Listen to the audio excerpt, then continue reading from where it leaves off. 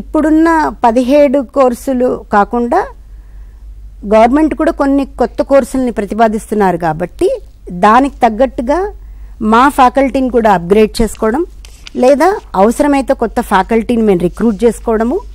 ఇప్పుడంతా లెర్నింగ్ వచ్చేసింది కాబట్టి పర్టికులర్గా ఎక్కడికో వెళ్ళి నేర్చుకోవాల్సినంత అవసరం కూడా ఉండదు. ఎవరు ట్రేడ్లో వాళ్ళు కొత్త కొత్తవన్నీ అప్డేట్ చేసుకుంటూనే ఉంటారండి. అది కాకపోయినా ఫ్యాకల్టీ డెవలప్మెంట్ ప్రోగ్రామ్స్ అని ఉంటాయి. ఉదాహరణకి మర్రి చెన్నారెడ్డి గారి ఇన్స్టిట్యూట్ ఒకటి ఉంది, అందరికీ తెలిసినదే కదా. అక్కడ కూడా కోర్సెస్ నడుపుతూ ఉంటారు. దానికి మేము పంపించడము, లేదా అవసరమైతే ఇంకొక ప్రైవేట్ సంస్థకైనా ట్రైనింగ్కి పంపించడము మా ఫ్యాకల్టీని, మీరు ఇంకొంచెం డెవలప్ చేసుకోండి అని మేము ఎంకరేజ్ చేయడం జరుగుతుంది. వీళ్ళు కూడా ఎప్పటికప్పుడు డెవలప్ అవుతూనే ఉంటారు. ఒకప్పుడు 80sలో ఎలా ఉండేది అంటే అమెరికాలో సాఫ్ట్వేర్ వచ్చిన తర్వాత ఒక 10 ఏళ్ల తర్వాత ఇండియా వచ్చేది. ఈ రోజున అది లేదు.